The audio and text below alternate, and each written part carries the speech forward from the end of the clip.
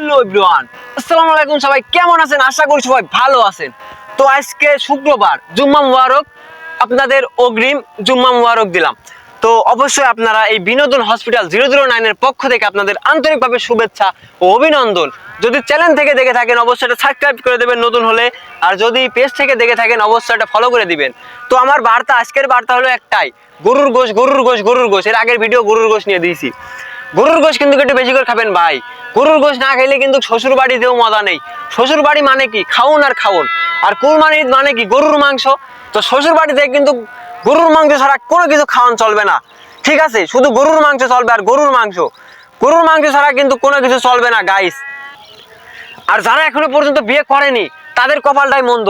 যেমন এই যে থিস মেড ইন চাইনা, ঠিক আছে, মানে নতুন নাম দিলাম আর কি গাইস। তো আপনারা যারা আমার পেজটা কিংবা আমার চ্যানেল থেকে দেখবেন অবশ্যই একটু সাপোর্ট করবেন, ঠিক আছে? আপনাদের সাপোর্ট পেলেই তো নিত্য নতুন ভিডিও আপলোড চলবে, ঠিক আছে, ফেসবুক পেজে কিংবা চ্যানেলে।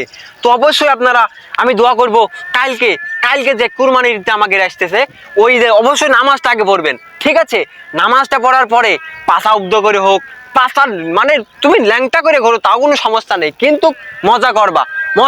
মজা ছাড়া কোনো কাহিনী নেই, ঠিক আছে? এনজয়, ঠিক আছে? মানে হিন্দি তো আমি পারি না দুলু, ইংলিশ তো আর পারি না, ঠিক আছে? যাই পারি ততটুকুই ধরলাম। তো আপনারা একটু বেশি বেশি গরুর মাংস খাবেন, ঠিক আছে? আর আমাদের কপালটা তো মন্দ, মানে যাই হোক, বাসায় যতটুকু রান্না করবো ততটুকুই খাতে পারবো। শ্বশুর বাড়িও খাতে পাচ্ছি না, কোথাও খাতে পাচ্ছি না, বন্ধু বান্ধব সব তো প্রবাসে, ঠিক আছে? সব প্রবাসে, দাওয়াত কেউ দেওয়ার মতো লোক নাই, ঠিক আছে? এটা গার্লফ্রেন্ড থাকলেও নাই, শ্বশুর বাড়ি মনে করে খেতে যেতে পারতাম, ঠিক আছে? তো শ্বশুর বাড়িও নাই। তো যাদের মানে গার্লফ্রেন্ডের বাড়ি খেতে যাবেন, বন্ধুর বাড়ি খেতে যাবেন, কিংবা শ্বশুর শাশুড়ি আছে, অবশ্যই গলা নলে ডুবিয়ে খাবেন। কারণ কি, মানে ভূমিকম্প বছরে কিন্তু একবার আসে, তুফান যে বছরে একবার আসে, এই সুযোগ কিন্তু খেলায় হাতছাড়া করিবেন না, ঠিক আছে? তো আজকের বার্তা অবশ্যই এই মুহূর্তে শেষ করতে যাচ্ছি। তো শেষে সবার একটা কথাই বলতে চাই, অবশ্যই ঈদের নামাজটা পড়বেন, ঠিক আছে? এই আমার আইডির পক্ষ থেকে বলছি, এবং আমার পক্ষ থেকে, মানে আমার মন থেকে বলছি, আপনি আগে নামাজ পড়বেন, তারপরে